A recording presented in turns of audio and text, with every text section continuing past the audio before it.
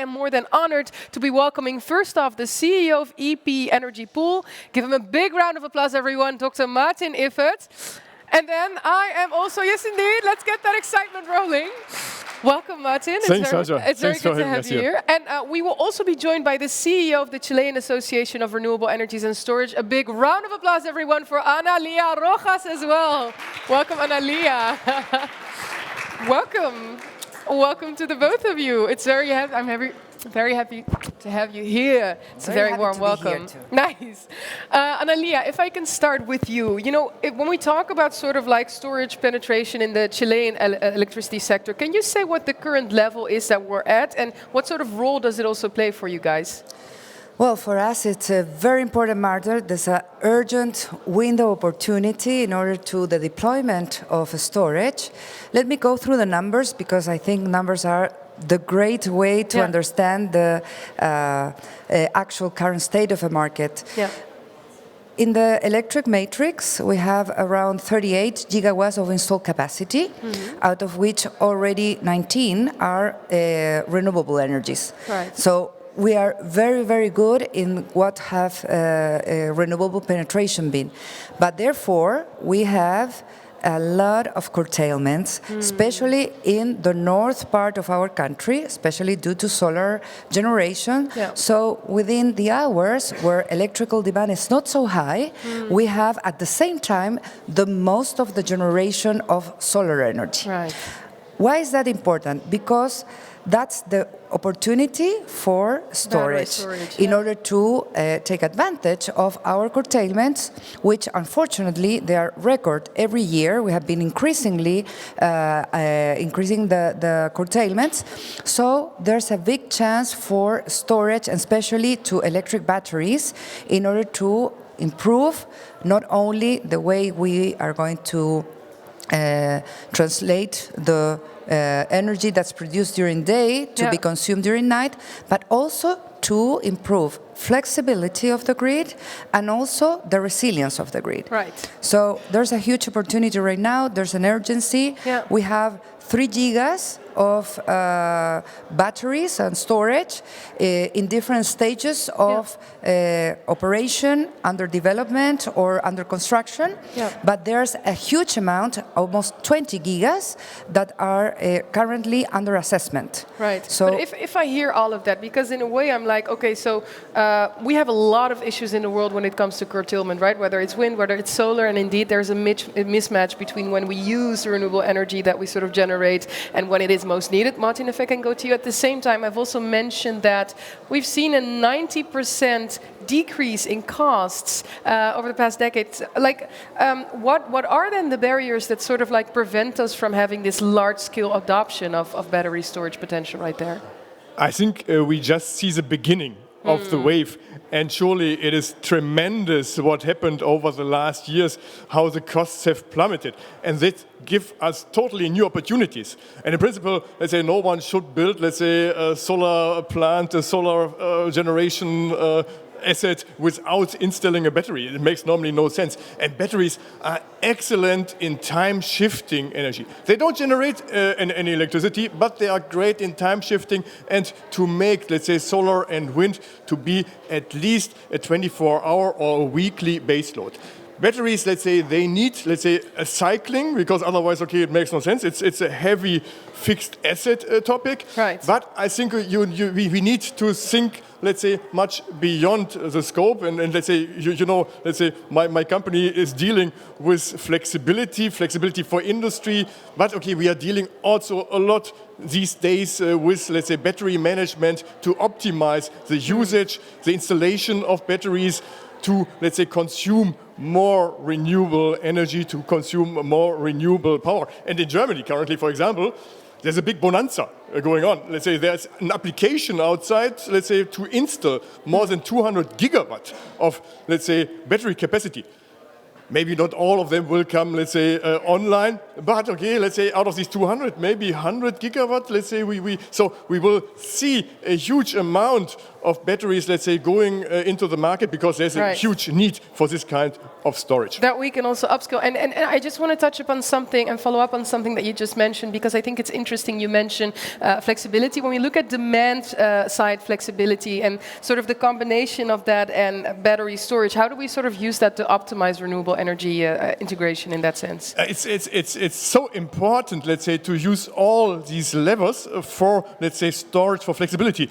And okay, the batteries, electrical battery ones that are, let's say, the most visible ones. But a lot of industries have also hidden kind of what I call process batteries. So everyone, for example, a paper mill has typically a steam production and then also steam storage. And okay, that can all be used as a kind of, let's say, process battery. And therefore, we need to connect all these different elements in the grid, in our societies, to optimize the use of renewable energies, to minimize the costs, and therefore the combination of, let's say, real electrical batteries together with, let's say, intelligence demand response also then helps to reduce the hours of curtailment in the grid, and therefore, okay, but we need to bring that all together. Yeah, for sure, clear. I mean, it's a good solid case. If I hear that, then I'm like, okay, so a very clear idea of what we need to do moving forward. Analia, if I can go to you, you already mentioned, right, the issue with curtailment, both with regards to wind and solar in Chile. In the country itself, do you sort of like sense that, you know, battery storage and developing storage projects, that is seen as like that there's an incentive behind it, and that sort of the opportunity is apparent to sort of use that to mitigate curtailment issues? Well, I think our system, especially in Chile, in the electrical sector, has developed renewables without any kind of subsidies or incentives, especially to whatever type of technology we want to improve or introduce in order to achieve, for instance, climate ambition aims. And that's interesting because the fact that we didn't need subsidies or incentives had made our economy very neutral towards these clean energies. Right. So they compete in the same way, and also they are remunerated in the same way. But having said that, it's obvious that if we want to accelerate a special technology, such as any kind of storage, not only electrical batteries, but also, for instance, hydropump plants, or any other kind of, for instance, other type of a storage that's in the system, you have to have a regulation that's adequate, for instance, to have a recognition not only in the energy shifting opportunity, but also in the provision of capacity sufficiency, and also in the participation of ancillary services. So we have already done that. We have already defined the rules for that. There are still some aspects that are pending, but I'm sure that we will be close enough this year. Yeah. But then there's something very interesting I want to address, because we tend to focus the discussion about the decarbonization of the electrical matrix, which in general in our countries, in America, in Latin America, only stands for less than 25% of the energy consumption. The rest is still fossil fuel consumption. Right. So we have to electrify the matrix. If we don't electrify enough, we will do a deployment of batteries. We will take advantage of curtailments and, you know, have a very clear opportunity in that terms. Yeah. But it won't be enough to decarbonize everything that has to be decarbonized, which is the rest of the energy matrix. Right. No, it's very clear, and it sort of also goes to show sort of the importance on the quest and on how do we make sure that we get to that ultimately 100% in the long run. What would you say are because you added up upon some of them, what would you say are some like additional or most prominent barriers and challenges that, you know, need to be addressed from your perspective in Chile to sort of maximize storage potential right there and deployment? Of course, as in every single deployment and expansion of technologies, it's not only the regime of remuneration of how to recognize the payments that these technologies will need in terms of energy shifting, sufficiency, and ancillary services, which I already stated for, but also the thing about the velocity and the speed of deployment. And that's something that has to do with much to do about the permits. Right. Permits and everything that has to do with the communities, in order that people understand why is it that we need that kind of technology right now. So it's not enough to have a deployment of solar or wind, also batteries within the territory, but also to understand the value of having that kind of technologies in the territory. So people, I think we really have a task of educating, promoting the technology, not only for the agents of a sector, but also for the territory. Right. I love how you said it, because it sort of shows that there's like there's a sort of like will element to it, the permits, the legislative policy sort of side that we need to upskill. There is the creating awareness that is important. When we look at sort of like the technical elements to this technology, Martin, if I can go to you, looking at storage limitations, there are some things that we know, batteries are not suitable, for example, for seasonal storage, for example. How can, like, for example, process batteries help address the long-term energy imbalances that we see there?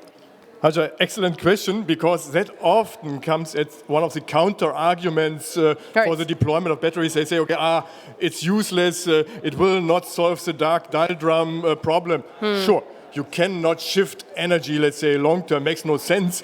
Batteries really need, let's say, a daily or at least a weekly cycling, and that's the function of batteries.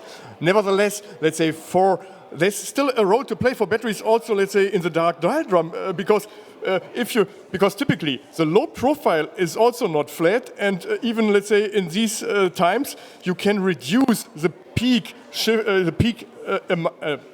demand of backup capacity with batteries. So it has also to play a role there, but I fully see, let's say, that's the reason why we need to go, let's say, beyond just the pure electric batteries to look exactly at these process batteries, because then we have, let's say, these long-term storage solutions, because then we can really, let's say, go into solutions where we, for example, operate parts of the economy for, let's say, the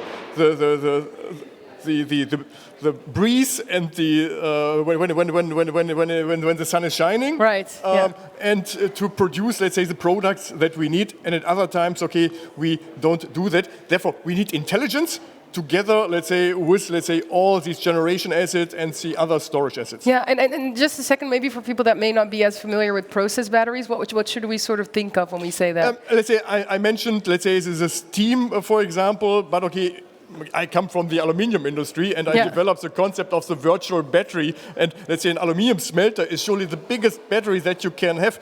And when you can, let's say, you cannot shut down easily a smelter for a season, but you can reduce it maybe by 25% for the time in the year where you don't have overcapacity in renewable. And let's say it's the times when you have too much generation of renewables, you can then, let's say, raise it up, let's say, by 25%. That was my concept that I developed, let's say, over the years. And there are many industries, and we work together with glass industry, with steel industry, with aluminium industry to find all these process batteries. And when we connect them, there's a huge, let's say, potential that they can sort of have an counter to that argument. Analia, sir, I just for a second I saw you nodding. And does this resonate with you? Is there something you'd like to add?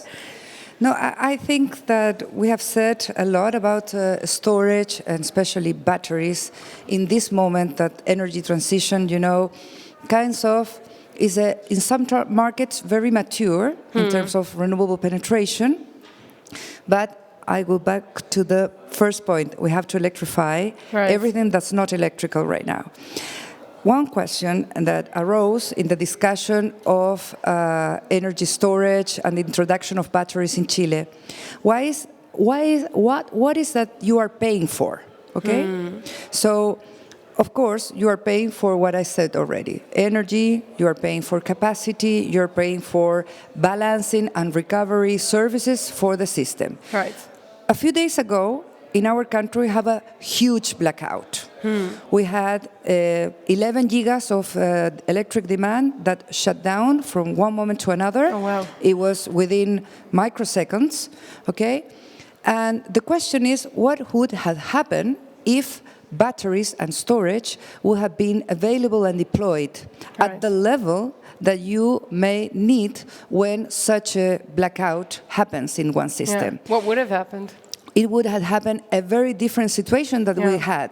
We were out of energy for 8 hours. Wow.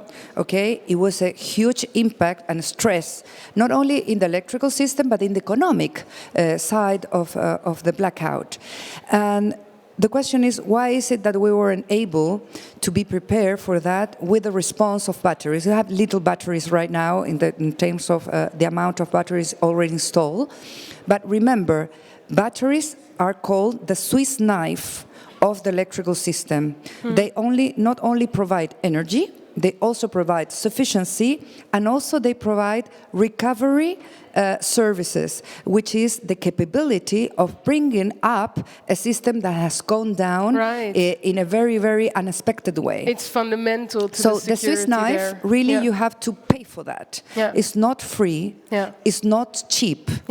But you are going to be resilient. And because security right now is the most important issue for electrical system, in order to make people believe in electrification, you cannot dare to have this episode. So that's our lesson, and please take it with the humility that a country that has done probably a very accelerated penetration in renewables, but also we have this kind of episodes which are not happy episodes, but believe me, there are many, many lessons to be learned about this fact. Yeah, thank you so much also for sharing that with us, and also not to just share the story, but to also share the insights gained from it. And at least I'm going to remember the Swiss knife analogy. That's not going to leave my mind, at least. Martin, finally, if I can go to you for a final question. I mean, it's become evident and apparent what the potentiality is of this, the security that it can bring, how necessary it is. We see good trends forming, right? Plummeting costs, all of that.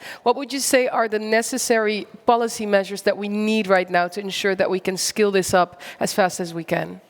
I guess still the biggest barrier for, let's say, be it renewable energies, be it, let's say, battery storage, is always, it's an upfront cost. It's a fixed cost that you have to pay at day one, and not during, let's say, the 20 years of using, like in a coal-fired power station. Okay, you pay most of the money during, let's say, the time when you use it.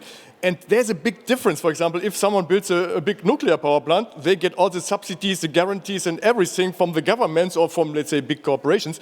With renewable energies, we try to put it all on the private sector, and there's a missing link. So, in some countries, for example, in Norway, they have, let's say, sometimes these kind of guarantees for PPAs and so on. And we need, let's say, that more on a global level to have, let's say, guarantees, backing, because, let's say, the combination, renewable energies plus battery, can provide, let's say, a very good and stable energy. But surely the costs are upfront, and we need a kind of guarantee for that. I think that's a good plea. Finally, very shortly, Annalia. Shortly, also, remember, please, batteries and storage can be deployed in all segments of the electrical system. It can be deployed in the generation segment as an asset that will complement the generation, also as a standalone, but also as a part of the transmission system. What here in Germany is very important as the grid boosters experience. So for us, that's very important. Also in the distribution segment, in houses, to complement the solar roof, for instance, installations. So it's very important. And also to be part of the consumption demand side. So remember, Swiss knife, and in every single segment of the electrical sector. I want to thank you so much. May we have a big round of applause, everyone, for Annalia and for Martin. Thank you so much. It was lovely to have you. Thank you so much. Thank you.